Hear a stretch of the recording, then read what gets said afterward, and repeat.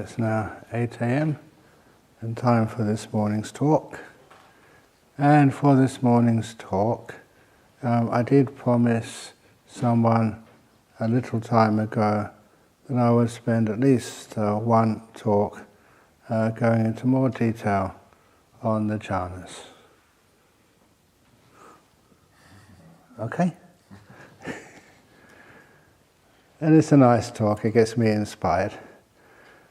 Because I say I do listen to the talks which I give, I don't know where they're going, but then it sometimes surprises me. So I did describe the practice of the 1,000-petal lotus, but then I never got even deeper into that simile of the 1,000-petal lotus. You know, what happens just after, you see beautiful lights in the mind. So this is the opportunity to do that today. But first of all, to get you all interested, you will have to say that even in the story, the history of the Buddha's becoming fully enlightened, first of all, he always remembered, actually just before he remembered the story under the rose apple tree where he almost spontaneously experienced the first jhana, there was the story of him leaving home and then doing all sorts of practices, the struggle, trying to find the path to enlightenment, which in those days he called Sambodhi. And after doing many, many practices, none of which could actually reach Nibbana, even the practices under Alara Kalama and Udakarama Puta. And that was always a bit of a controversy, because there he said those practices which he said were attained just as the teacher had asked him to do, he still wasn't enlightened and not even near enlightenment. And it actually said to others, these practices are not conducive to full enlightenment. And there's a controversy there because many people assume that those practices he did under Alara Kalama and Udakarama Puta also included experiencing the jhanas first. Because to do the real arupa states, the immaterial states which Alara Kalama and then Udakarama Puta taught, you do need to base them on a jhana. You do need to base them on the fourth jhana. It's kind of the fourth jhana, you're really still, and then things start to vanish. And I mentioned earlier, I don't talk much about this simply because it is a little bit hard to understand if you haven't experienced the jhanas. The mind starts to disappear. The sixth consciousness starts to vanish. And that causes a lot of fear for people. But nevertheless, later on, the Buddha got so discouraged, or not discouraged, but kind of lost. He was being so ascetic, nothing was working. Does that ring any bells for you?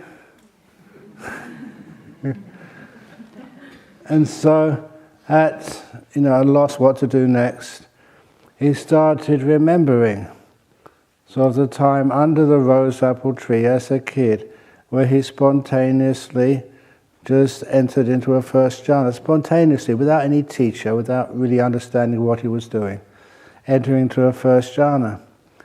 And then it came out afterwards, but then for years he kind of forgotten about that. And then and this is in the Mahasachika Sutta, number 36 of the Majjhima Nikaya, then he started contemplating, well, nothing else is working. Maybe those experiences of jhanas are the way to full enlightenment. And then the insight, they called it an insight, the realization came, yeah, there is the path to enlightenment, the path to Sambodhi. Why am I so afraid of that pleasure which has nothing to do with the five senses? Maybe that is the path, and it was the path. And as afterwards, once he had that realization, he started to wash and to eat properly. And when his first 5 ascetic disciples saw him, they assumed, because he was getting healthy, that he was eating and washing and resting. They thought that he'd given up the path. They always had this idea that to be a spiritual teacher, an enlightened one, you had to be ascetic. You had to really struggle. So much so when his first 5 ascetics saw Siddhartha Gautama eating and resting and putting on like an ordinary weight, so he looked healthy, they abandoned him. They thought he'd given up the path. And that's actually, and the Buddha said, I have to do this because it's difficult, it's not impossible, but it is difficult to get into these deep meditations with a body which is in pain or which is not healthy. It's not impossible, but it's more difficult, which is one of the reasons why after the Buddha did go to Bodh Gaya and did practice the 4 jhanas and use that power and data to get these deep insights into past lives and law of karma and the abandoning of the 4, they call them asavas, outflowings, basically understanding the 4 noble truths. And then he became fully enlightened. And they didn't believe him, his first disciples, because how can you say you're now enlightened and you've done all this eating and stuff, resting. And even I also point out that one of the points to the Buddha becoming enlightened, he got a breakfast for him, made by this lady Sujata. It was made for a heavenly being. It was high quality food. He ate a good meal before enlightenment. How was your breakfast this morning? Sometimes people think, I'm just indulging. If it's really healthy, good, you can digest it, gives you energy, then that's why it is a good meal. People always think the more ascetic you are, the more thin you are, the more suffering you have, the more enlightened you are. And it's actually quite a relief, being a monk, that no, that's not true. Too much, too little are bad, but just that right amount, and you have to find that out for yourself. And what is the right amount? It means you're energized, you feel good, you don't need as much sleep, and your mindfulness increases. So you can test that out for yourself. What is the middle way? And the teaching the middle way became the first teaching of the Buddha. And those of you who know a little bit about the Pali language, the 2 extremes. The first extreme is Kama Sukhali Kanu Yoga. Kama Sukha. It's hard, in English to actually explain exactly what that means with a power which you can never forget. Kama Sukha, K-long-A-M-A, means the pleasures and delight of the 5 sense world. K-long-A-M-A means sight, hearing, smell, taste, touch. It specifically excludes the 6th sense. And if you read a lot of Pali, that just kind of comes out at you. This has nothing to do with the 6th sense, the mind pleasures like the jhanas and the inspiration which comes from understanding the Dhamma. They are specifically exempt. And that's amazing, sort of a very relieving insight to know as a monk I can still be happy. If you are a monk or a nun, that's important. You can smile. And it doesn't mean you've given up the path. It doesn't mean you're indulging in the five senses. It means you've let them go and you can keep the sixth sense as your source of bliss. And so that's what the Buddha experienced under the Bodhi tree, but it wasn't even then. And also experienced under the rose apple tree and the Bodhi tree. Even then, it wasn't really understood. So much so, I always love quoting that this disciple of the Buddha, a lay disciple of the Buddha, he was a non-returner. His name was Chitta. Chitta is not just means a mind, it means something which is a name, it's beautiful. And he was a general, a prominent disciple of the Buddha, and he went to see the leader of the Jains. And it was a kind of a weird that at that particular time in India, the leader or the founder of the Jain tradition and the Buddha were born at roughly the same time and really close to one another. The center of the Jain tradition was at Nalanda, just walking distance from Rajagaha, or Rajgir today. And anyway, he went to see, they called him Nigantanataputta, otherwise known as Mahavira. They went to see him, and they were having this discussion about these claims that jhana is possible. And so they asked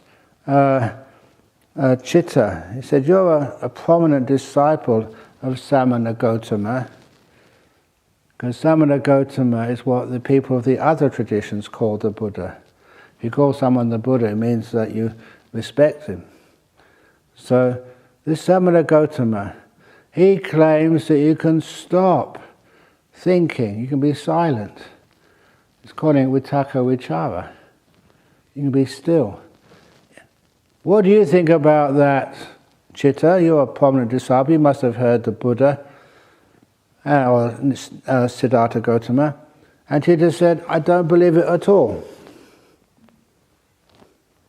And that's when Chitta said, see, even these prominent disciples of Siddhartha Gautama, no, you cannot stop the mind's movement. You cannot stop the Vitakka Vichara.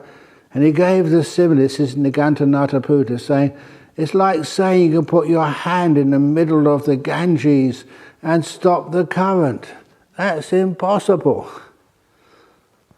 And see, even Buddha's well-known disciple admits it.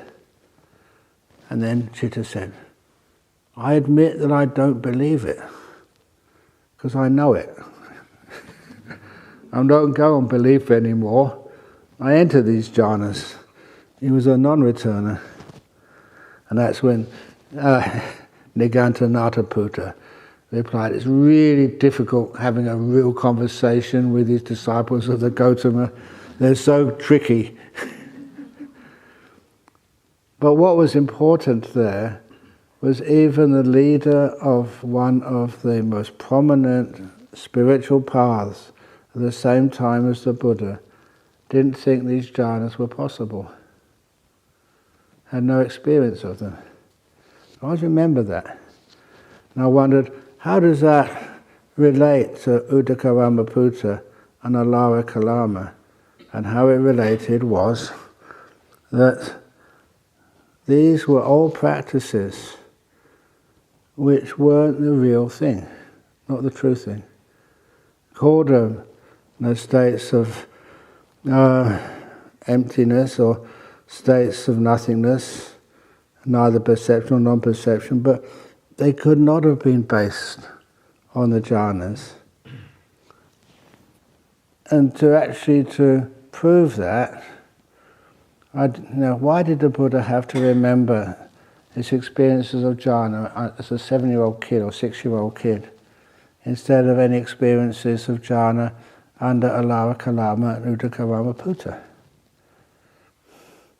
Because they dispense with the jhanas to get into these states. And there, what I do actually to kind of prove it, I remember just, you know that for years I've been teaching about jhana. And then when I visited United States, I think many years ago, to give a few teachings in different places, then that's when I was invited by two prominent insight meditation teachers, one on the East Coast, one on the West Coast. And then when I went to see them, they wanted to have like just a private conversation with me. They never said what for, but after a while, that they got to the discussion about jhanas. Even then I was getting a reputation of being knowledgeable about these things. And so they were asking me what they were. They wanted to discuss these things in private with me. I said, why? I thought you were just really strict insight practitioners. And they said, we were, but their teacher told them this is not enough. You need to actually develop your meditation deeper to get into these jhana states, to experience them. That's part of the path. And so they were describing how they understood these deep meditations. And I was being as polite as I possibly could. But they said, well, what you're describing is not the real jhanas. And that's where they coined the term jhana light, L-I-T-E.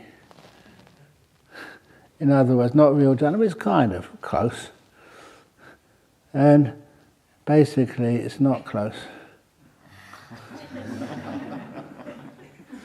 It's either a jhana or an 8.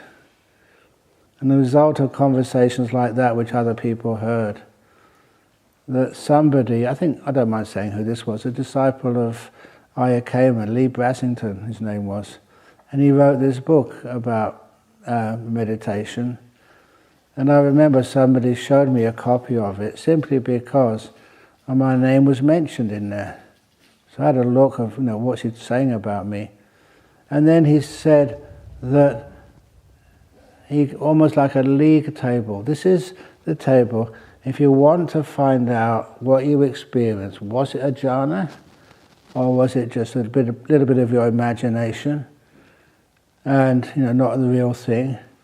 And then he gave a list of the 5 people to go and see if you want to find out if what you experienced actually was a jhana. And they had a list of like softness and toughness. And he said the second most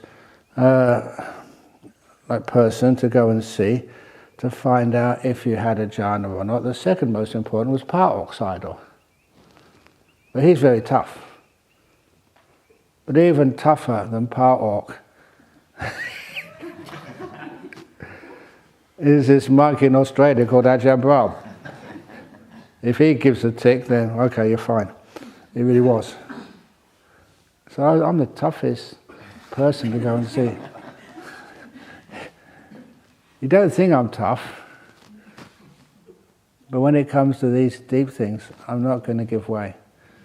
It's a jhana, it's not a jhana, and soon you really get to know what it is. And if I say it's not a jhana, it doesn't mean it's a beautiful state you've experienced. You've still got more to do, so let go more and more of wanting. That's a problem with people. Jhanas are important, they're lovely, they're so incredible with all the byproducts of health and goodness knows what else. But you can't sort of second guess them. And if you think that was a jhana but it ain't, you're missing out. So what actually is a jhana? You know it first of all by a couple of things. First of all, within a jhana, you can't think. You can't say within a jhana, is this a jhana or not a jhana? Thinking, judging, naming is so coarse. It's a very rough activity of the mind. So how can you assess? You experience, when you come out of these states of meditation, then you can evaluate if you want to. Then you can say, what was happening there? And this is one of the times I emphasize that in these deep states of meditation, your mind is so powerful. The mindfulness is so strong. You can remember easily what you were experiencing. And the thing I usually say is like trauma, which you can never forget. But they always use this word trauma for negative experiences, which were so strong, and you're afraid something terrible is going to happen. You may even die, in terrible death. You're traumatized. You remember those experiences so clearly. Even just to lighten up a little bit, this is not a joke but a true story. I remember as a young man, I loved spending my holidays from university. I was poor, but I went walking in Scotland. It was remote and it was quiet, not many people were there. So I had a very cheap backpack and a tent and a sleeping bag, and I would spend days up in the moors of North Scotland and having lots of solitude. In the evening, just sleeping alone in my tent and just enjoying the solitude. That's who I was. I didn't like going to big places with lots of other people. And so in that solitude, I remember just one day walking along the cliffs. It's gorgeous scenery there. And in the summertime, it's warm and sunny. And some of the most beautiful isolated beaches, if you like beaches, beautiful cliffs and little islands off the coast of northwest Scotland. And it's idyllic.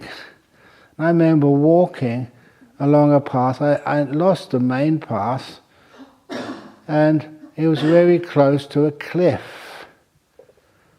And I fell off that cliff. I checked afterwards.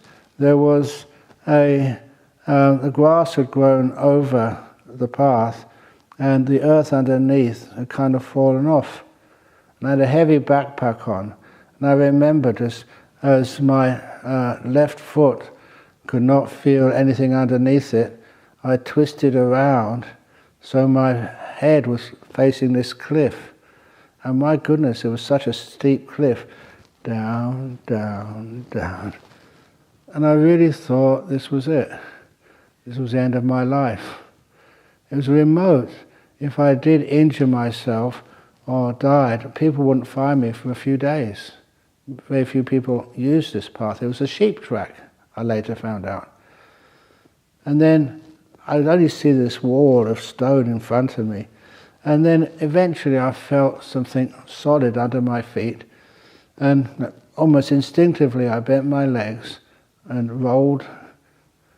And I found out I was still alive. And I looked at my body. I could stand up. The only injury I had was one of my toenails had been half ripped off, which was painful, but it's much better than breaking a leg or dying. Actually not better than dying, but I thought so at the time. But the weird thing was, I must have only been about 19 or 20. And nevertheless, that experience of your life flashing past you actually happened. I remembered all the major events I'd had so far in my young life.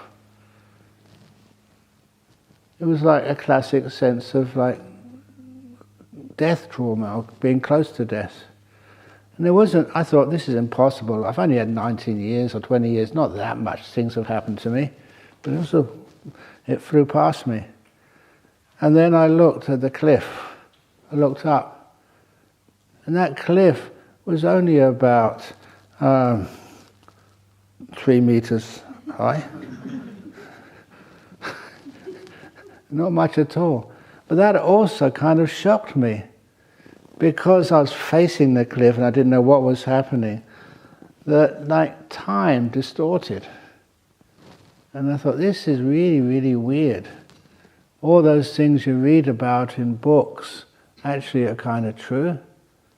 The length of time, it always distorts.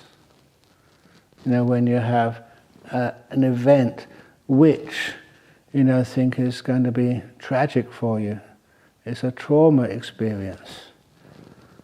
And this is what we talk about trauma, a lot of times it's very negative.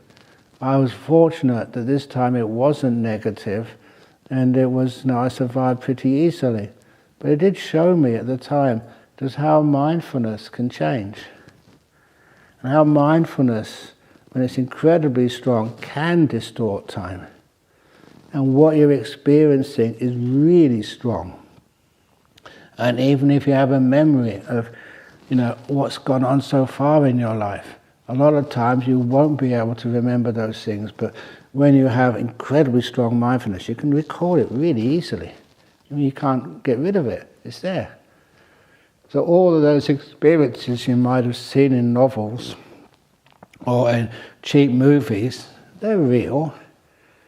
And it's understandable. This is when mindfulness gets incredibly powerful. So if you can remember falling off a cliff, imagine what it's like when you're sitting there and the five senses are disappearing and you're starting to bliss out. Those experiences you can recall so easily. And the second thing with such strong mindfulness is not just recalling them.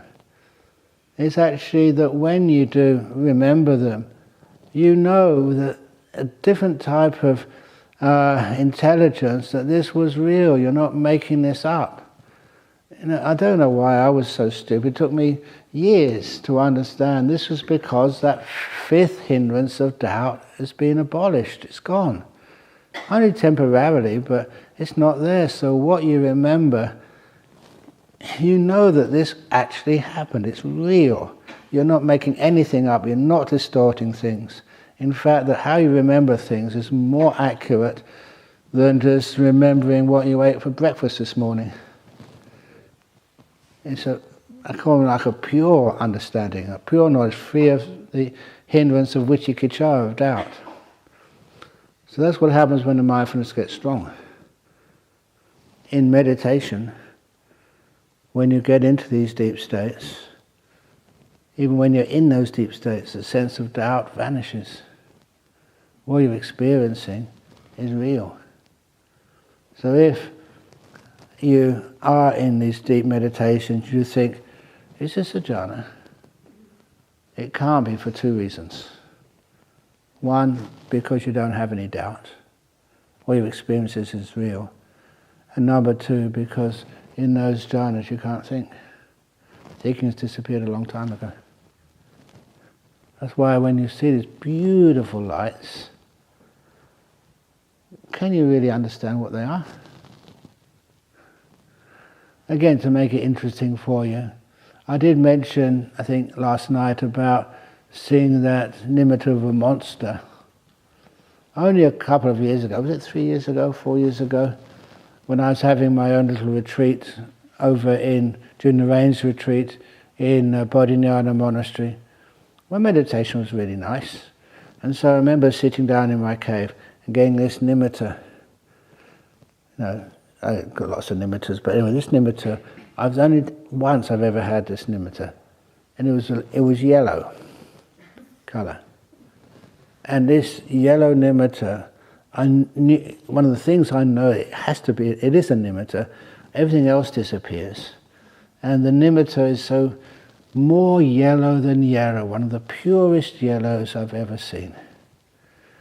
So, of course, you just let it be. And then my samadhi, my stillness, was broken by laughing. The reason was, as I was looking at this nimitta, beautiful yellow colour, I noticed its shape. It was shaped like the cartoon character, what's his name again? Garfield, the cat.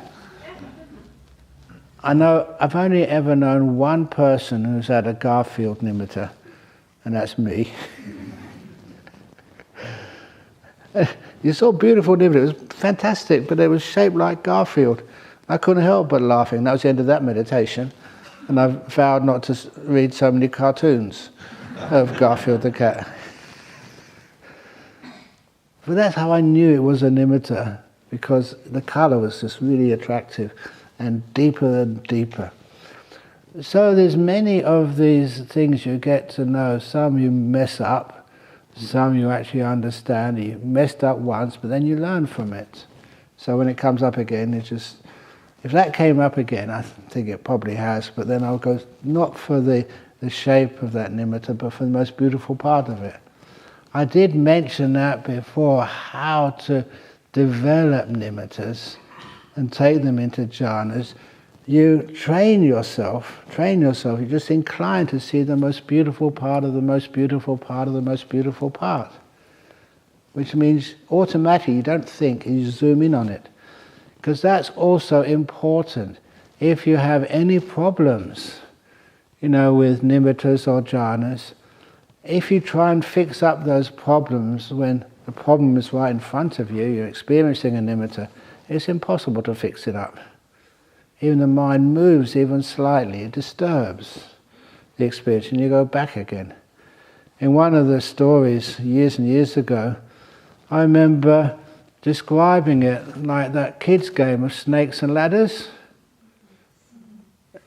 I don't know if that's probably not around. You have to be old like me to have experienced the snakes and ladders. You're old. Ananda? No, Ananda behind you. Venerable. Do you know the game Snakes and Ladders? You do. Crikey, you're older than I think. But Snakes and Ladders, just with the dice, you have little counters, and you're supposed to go to the end of the square 100. But if you land on a ladder, you can go up. If you land on a snake, you go down. There's always a snake on the square 99. So you're just really close. And then you land on the snake, and you go right down, a long way down. And I thought, that's actually like sort of meditation. You get so close, and you just move, and go right down the snake, right down to the bottom. That's one of the things which you experience. You're really close, and it's almost like you can see the jhana just over there. You move, and you go right back down again. That's one of the reasons why I tell similes like that, so that when you are close, don't do anything. Be 100% still. Don't think that you've got to do something now. Even doing slight things doesn't work. That's one of the reasons why people ask that question. Well, I was so close, I keep on making the same mistake, and I go right back down again. But if I don't do anything, I never get to that last step. Please, how can we solve that problem? And it is a problem. Just I remember just sometimes little nimittas coming up. I'm just saying nimittas first of all, and they're not central. They're just off center. And so what I used to do? You can see a beautiful nimitta over here. It's like my mind would just twist around to try and see it. And then it would just run away. That's one of the reasons I say that nimittas are very shy. It's just like a metaphor. If you go looking for them, they'll run away. Or like Ajahn Chah's similes. This is when you really started to respect the wisdom of Ajahn Chah, because he could make up similes which you didn't see in the suttas. What you practiced, you saw in your mind when you got to these stages. He said a simile of the still forest pool.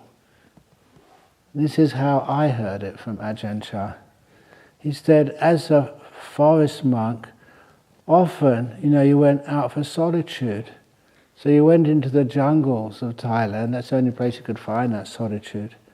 And in the evening, you'd find a body of water, like a lake or a river, because that's where you would bathe. And we always had to have like a water filter. That was one of our basic requisites. We don't usually bother about that requisite these days because we have very good piped water almost everywhere. But in those days, sometimes you would determine a corner of your robe as your water filter, and you would use it. So you could filter water through your robe, just on a lake or something, and that's what you would drink. That's how you survived. So he said, very often, being a Tudong monk, he would find a nice river or a lake, and he always put his mosquito net umbrella maybe about 5 meters, or maybe 5 meters at most, that's enough, away from the edge of the lake, because he knew that in the evening the animals which lived in that jungle would come out for a wash and a drink. And these were not little birds or soft kangaroos like we have here. These were sometimes dangerous animals. I remember him telling me, he said, often what happens is that you're in your mosquito net umbrella, and then a little baby elephant would come. And he said they were always really playful, and they weren't scared of monks. And they said they put a little trunk under your mosquito net just to see what's underneath there, basically playful. And he told me, he said, if that happens and a baby elephant tries to put its trunk under your mosquito net, bang it on the edge of its snout, of its trunk. What do you do that for? He said, look, if you don't, and if that if that baby elephant doesn't run away quickly, its mother will be watching. And its mother overcompensates, is scared for their offspring, and will come and smash you. And he said, that's why don't allow baby elephants to play with you. And I respect his advice, because that was advice which had been passed on through the forest tradition for generations.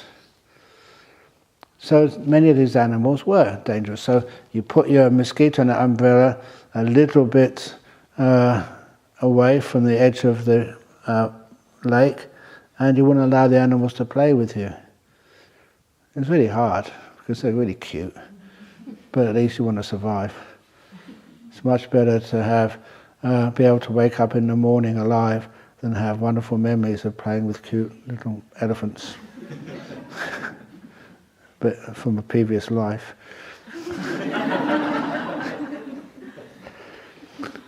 So then he said what would happen.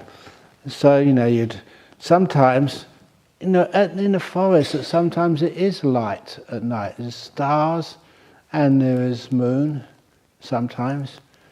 And it's amazing just living in Bodhinyana monastery. Yeah, there's a few lights there, but in the old days, a lot of time you can find your way without any flashlights, because you're used to that forest, and there's always sunlight from the stars, and that was what you used to find your way around. But he said, especially if the moon is up, then sometimes he would sit there in his mosquito net umbrella, just not meditating with his eyes open, like free entertainment. So the animals come out to play. Apparently these days they have these TV or internet documentaries, like Animal Channel or it's National Geographic. What's it called? I don't know. Anyway. But people love seeing animals playing around. They're really cute. So he said sometimes he'd watch the ordinary animals come out to play, but when they came out to play, things like tigers, this was a family. So the mum and dad would always be really careful their little cubs would be safe. And they couldn't see very well. Just like kangaroos, over in Bodhinyana monastery, their sense of sight is not good at all. But they smell. And they listen. And those are their most protective senses. And so these tigers would sometimes smell and listen. And Ajahn Chah said he had to be perfectly still. If he said, wow, they would hear him. Well, they wouldn't attack, because they couldn't actually see what it was making this noise. So they would actually turn around and go back into the bush, even if they were thirsty and they needed a bathe, they wouldn't come out. Because the most dangerous animal in the jungle was called human being. So many more people were killed. So many more animals were killed by humans than humans by things like tigers. So he'd have to be perfectly still, and they could even smell sometimes, if he was moving. It's the change of smell which they could perceive. And so that's why he had to be perfectly still. Once they sniffed and checked it was okay, then they would come out to play. He had some wonderful evenings watching these animals. They didn't know he was there, just watching them, messing around, playing, being naughty. It's like seeing, the kangaroos. The kangaroos, they don't worry about monks watching them. And you've had some many, many wonderful times just watching the kangaroos, watching the joeys. I remember the joeys, the young kangaroos, one of them once, he just came out of his mum's pouch. It's not his first time out of his pouch, but he was bumping around just with so much energy. And he went to one of the other kangaroos, not his mum. And the other kangaroo was poor, whacked him.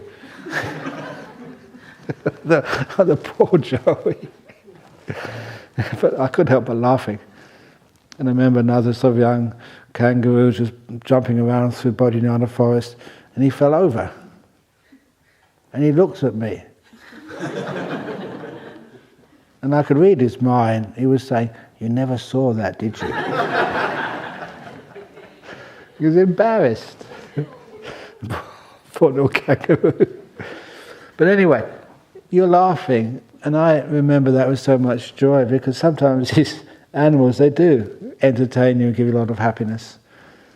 And these days I love those little bird baths we have. That they're supposed to be bird baths, and what do you have bird baths for? Is it for them to drink? No, they get into the whole body and just wash themselves.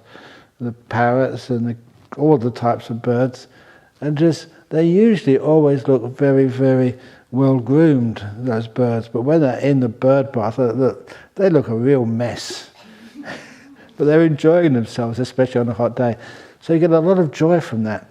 But he said, you have to be very calm and still. And then he adapted that simile even deeper. He said that sometimes he was so still, so silent, with his eyes open, that sometimes his animals came out who he'd never ever seen before. So beautiful, but so shy. They'd come out and they'd sniff, they'd listen. He had to really be quiet. And then they too would come out to play in the still forest pool. But you know what that meant, his mind. And he said some of his even teachers never taught them about these things. And they were gorgeous. Those are like nimittas and jhanas. That's how still you have to be for these things to come and play in the still forest pool. That is your mind. I remember that information. I thought, wow, what a wonderful simile that was. And that's what happens. So you see, it starts with these lights, many of you have seen, but eventually you just get one light just coming up and it stays with you. Beautiful. It stays with you because it's not afraid anymore. I like sort of putting these human emotions on these things like nimittas, simply because, it's a way you can understand what to do. So see the beautiful nimitta. So powerful.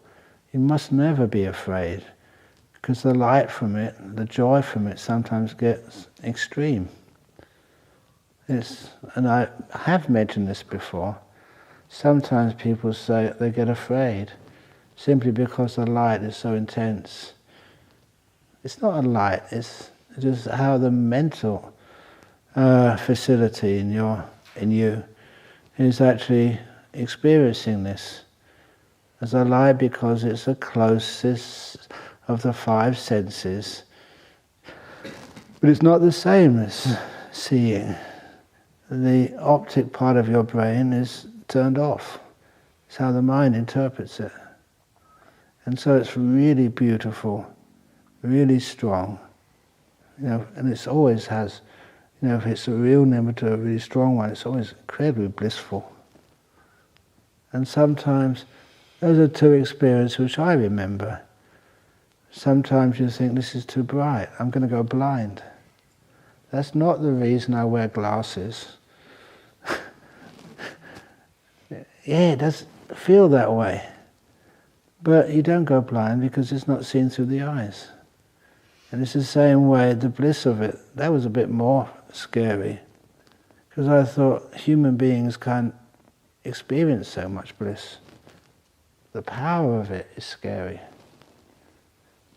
But you can. I mean, all of you think, no, I can experience it. I'll give it a go anyway.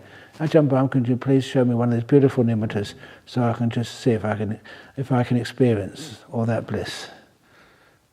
It sounds good, but it's scary because it's powerful. But eventually, you allow it. And then the feeling which happens next, remember the 1,000-petal lotus, it's like you're experiencing this nimitta and it's really blissful. And then you go in. It draws you to it, pulls you into it. It's way too powerful. You just get sucked in. Getting sucked in is a nice simile, simply because you don't do anything. You can't resist. Actually, you can resist, but it's a waste of time resisting. You're wasting a lot of wonderful opportunities. And you go into these beautiful states. So these are two ways of looking at it. Either it draws you in, or it actually kind of envelops you. Same thing, but just looked at from two different angles. And once you're within that jhana, imagine what it must be like. You're mindful, but of the most powerful, blissful, peaceful experience you've ever had. What many people do is so wonderful. You can't help yourself, you want to keep it. Okay, we're not supposed to have any attachments. We're not supposed to hold on to things, to grasp things. This is from letting go. But nevertheless, it is difficult to let go 100%. So there's still a tiny bit of holding on. And the word for that in Pali is called vichara. Vichara is not investigating, that's way too coarse, for things like jhanas. You're holding on. You don't need to, but you are. And so what happens? That's enough of a disturbance, even though it's so refined, enough of a disturbance, you move away, from the bliss. You're not totally into it. They have another word for jhanas called ekakata. It does not mean one-pointedness of mind. That's great when you learn Pali and you can see the little mistakes which people make. It's not ekagata with a single G, it's ekaga with double G, ATA. You may think I'm being pedantic, but this is a huge difference. Because Aga was the name of the capital of India under the Mughals. That's why it's also called Agra. And many of you may have been to Agra to see the Red Fort and the Taj Mahal. It means capital, peak, summit. It's not just one pointedness of mind, but one peak, summit of mind. And when you add that extra little, not interpretation, but correction to what that means, it means you experience something incredibly high, beautiful, a peak of perception.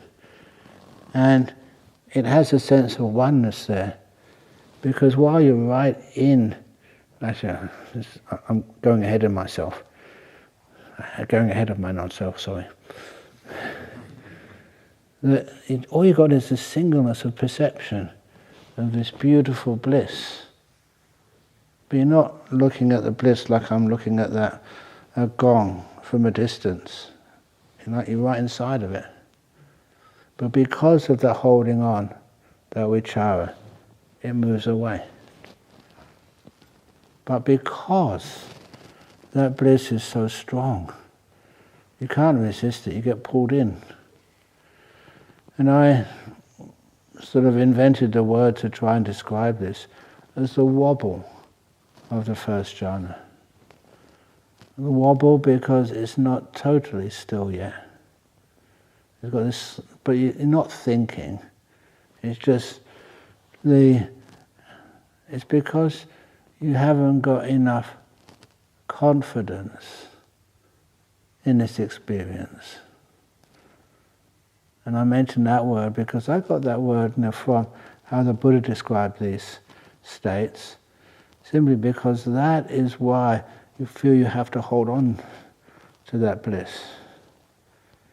And if I don't hold on to it, it's going to go. That's why sometimes it's hard to let go of things. You don't have the confidence that if you just leave it alone, it's going to be there for you afterwards if you need it. But anyway, after experiencing that first jhana for a while, this is the most refined form of vitaka vichara. It's not as gross as thinking. It's the last movement of the mind, of the vitaka, back onto the object, holding the object, which is why it's unstable, only slightly. And that's why that first jhana is regarded as very blissful. It counts as a jhana, but it's not totally still yet. And then, hopefully, if you experience that bliss, and this is amazing bliss, and that's why I mentioned to you earlier, to get you some idea of how it feels in that first jhana. The Buddha sort of said it's experiencing sambodhi sukha. Sambodhi is not any ordinary happiness. Sambodhi means enlightenment. When I first saw that, I said, what's the Buddha saying? This is not enlightenment. But this is how the Buddha described it. It's close enough that you experience, these days I translate that as a taste of enlightenment. That's how powerful the bliss is and how stable it is. So when you're in there, if you try to do anything at all, you come out. That's how sensitive it is. You can't think, you can't give any instructions. So if that's all you ever get of first jhana, that's worth it. If it's a whole life, that's all you get, that's enough. It's worth it. But sometimes people say, well, I want to get second jhana. Well, why not? If you try when you're in there to do anything, it disturbs it. So this is where those instructions of how did I describe it? To program your mindfulness. That's where it really gives you a lot of benefit. So, you're getting some good meditations here, but it's not the first jhana, not the second jhana yet. You say, when I get to that particular stage, if I give any instructions, then it's not going to work. So I'll give the instructions beforehand. And I always emphasize, do it in your own words. And 3 times. I like the idea of 3 times. Most things in Buddhism are done 3 times. But it means you repeat it. Now you say it, you repeat it and repeat it. And you have to listen with full mindfulness, as much mindfulness as you have. And then you let it go, you forget about it, give it up. And it's amazing just how those instructions came up right at the correct time. Even telling that story of the still forest pool, you just see these incredible, beautiful experiences. You've never seen those before. These are nimittas or even jhanas. And instead of thinking, I have to be still. If you think like that, you're out straight away. But if the program comes up, non-verbal, and you just get past that problem, and then you can start experiencing these things.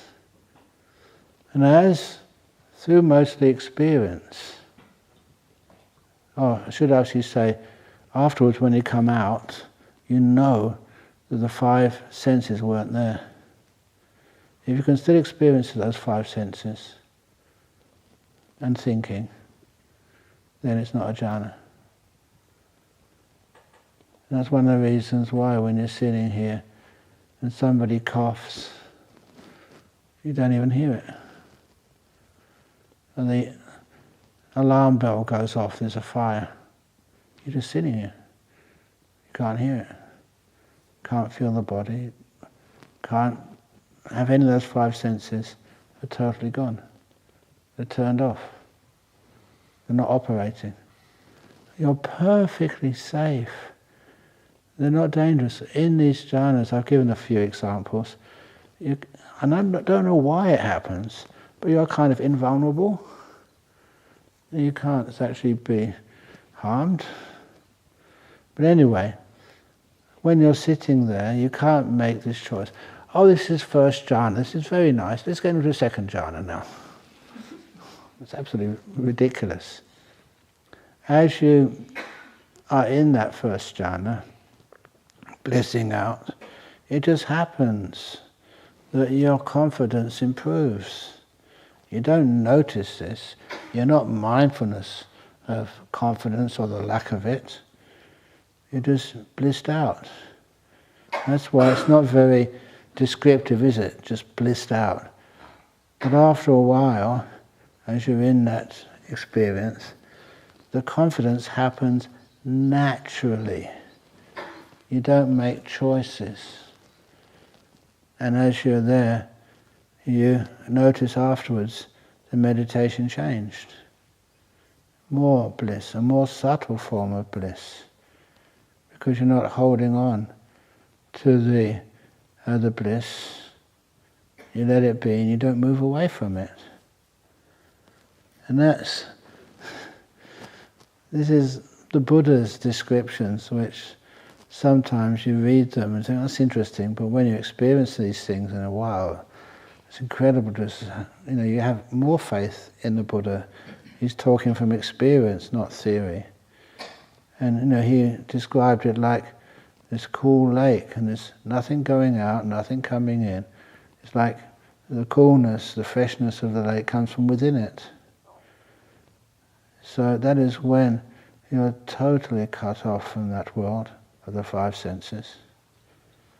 And you have what we call I love the way the Buddha described it, samadhi-ja piti sukha, the bliss which is born of stillness. Not concentration. Concentration is what you do. Stillness is what happens when you don't do anything. Just how blissful stillness can be. And you wouldn't believe it is. It's really incredible. It is out of this world, literally, because the world is, for many of us, is five senses and doing things, thinking things, planning things, remembering things. All that has vanished. Imagine what that must be like. You're just here. Hardly anything is moving. Actually, nothing is moving. You can't do anything. You don't want to do anything. Spending a few hours in bliss. And you can't just do, things like a second jhana. I'll just go in there for 5 minutes. No way. You're so still and so stable. It's hours usually. That's the other thing you can know it was really a jhana. You just stay in there just effortlessly and enjoying yourself to the max. And then, what happens when you're in second jhana long enough? Again, when there's stillness, something always disappears next.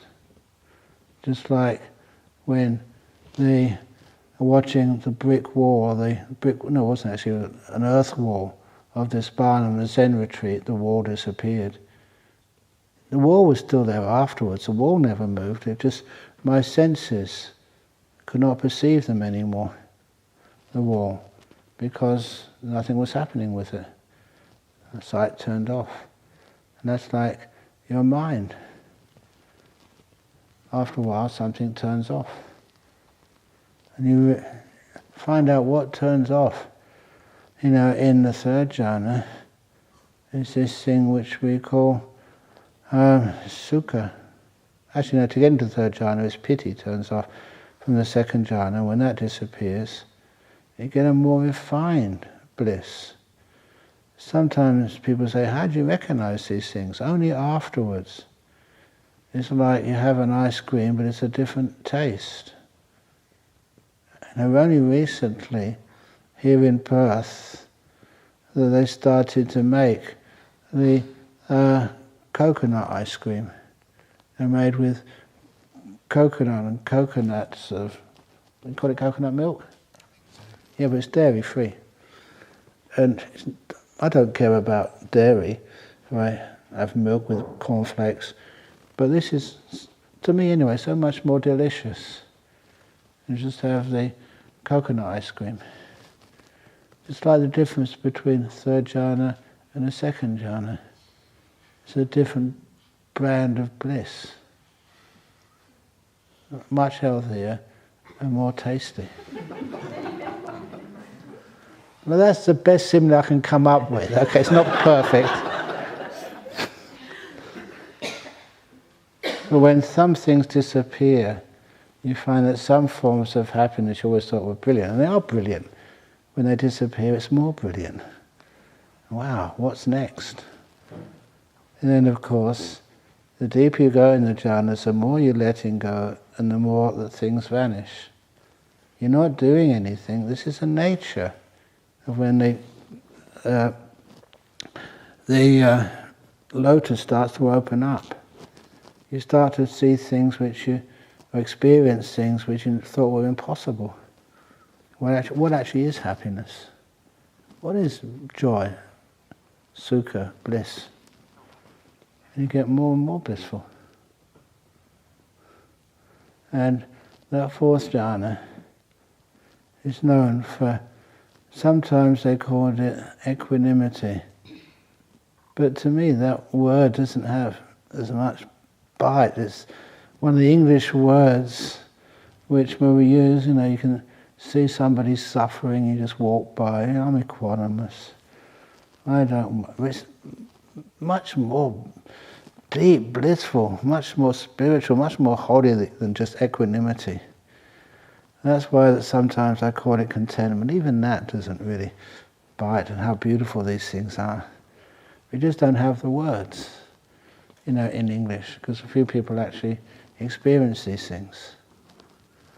At least in Christianity, not many people would actually experience these things, but at least they had some nice words. The first jhana is, if that's experienced, by some of these Christian mystics, they would call that union with God.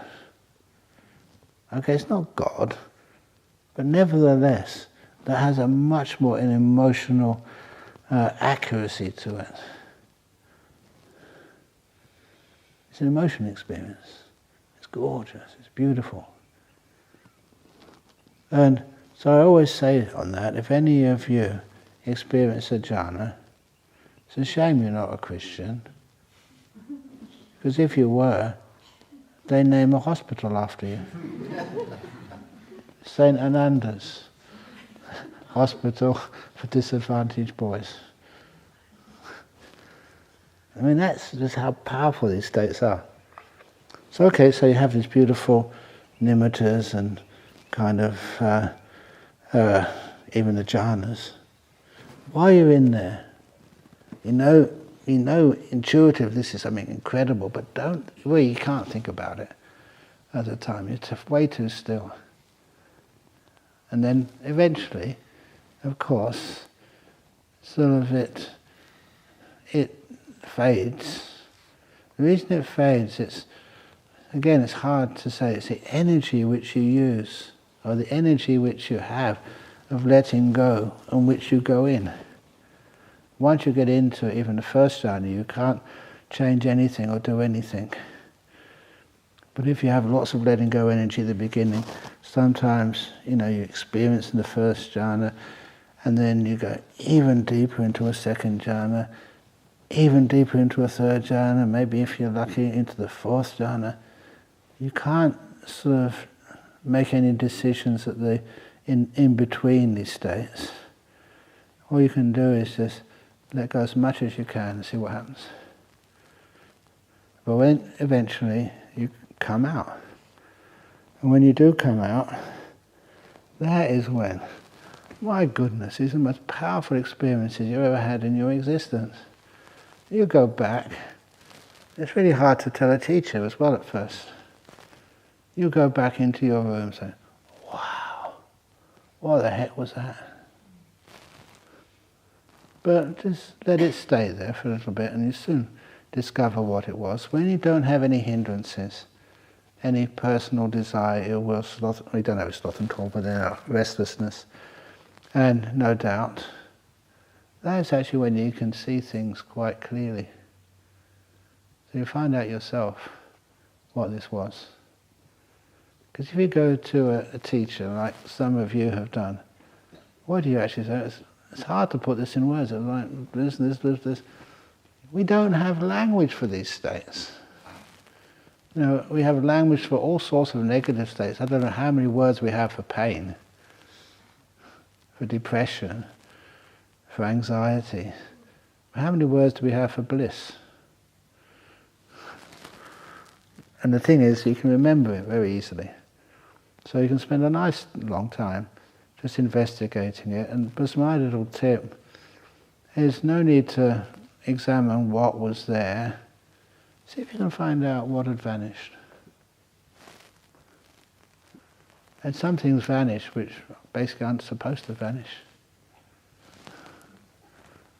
No, I'm not just talking about sort of, like five senses and will, and a coarse idea of what bliss is. And then, as you get still into fourth jhana, again, what do you think vanishes then? If something is still, it vanishes, it turns off. And this is where your perceptions, which make your mind, start to vanish. Perceptions of extension of space. What consciousness is. I know that sometimes they make these translations of the arupas, infinite consciousness or infinite space. And that makes it, quite sort of interesting for worldly people. We'd like to have infinite consciousness and infinite space. That's a problem for me because I've been conditioned by theoretical physics to know that there's no such thing as infinite space. And that was, any one of you who knows astronomy, it was this guy, it was such a simple proof, it was called Obler's paradox. He actually proved that the space cannot be infinite. Anyway, that's another story. But it's not infinite, I always call it like unlimited or undefined. So actually to know something, we have to put limits on it. That's how we define things, by restricting it. Men, women, monk, nun. But then, this is where such perceptions vanish. So even actually space has no meaning. It disappears. And what is consciousness anyway? Ever know some really smart fellow once said about the simile of the tadpole and the frog. You only know what a thing is when it goes. What happens when consciousness starts to disappear? Then you have an opportunity to know what it really is.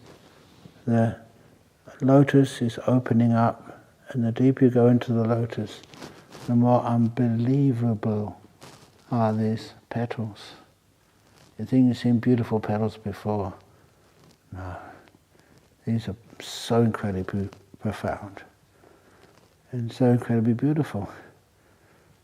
And then, I love these arupas. Then, when that vanishes, you go to the state of nothing. You're not finished yet, and you're already in the state of nothing. And so when people ask you, what are you aware of? Nothing. You can't say it like that. Oh, nothing. Wow. That's why I'm going way over time, but I don't want to disturb this one. That's why I remember going to one of these retreats, and there's one of these meditators, and I asked him how was he going, and he said, I'm a bit disappointed. I said, how come? He said, well, I got into a first jhana, but I couldn't get into the second jhana.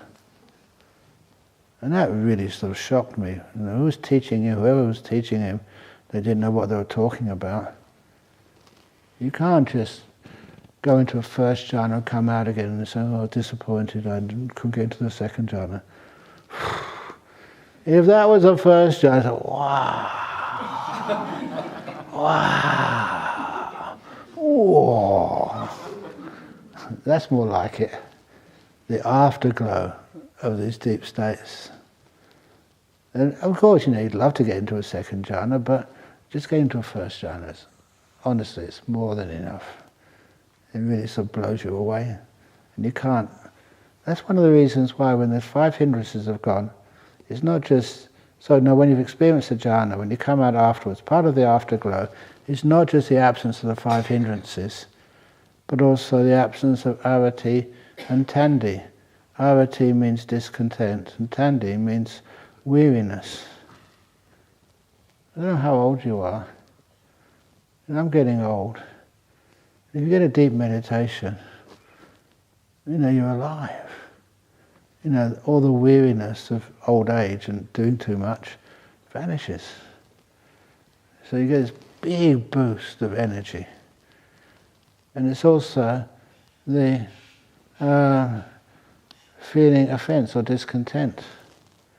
That's why one of my tests, I've already told you one of those tests, I look at you and I say, I'm sorry, but French people cannot get into jhana. I do that on purpose, just trying to see, is there any possibility you're reacting? If you just come out of a jhana, you say, oh, it doesn't matter. You can't be offended at all, no matter what a person says about you. Because you're not there anymore. So these are some of the ways we test people, and how long it is, and the afterglow which comes afterwards. And don't worry, don't try and aspire to these things, they just happen anyway. So enjoy. Okay? I'll leave that with you. I've gone over 10 minutes, but worth it, yeah. Have fun. Sadhu, sadhu, sadhu.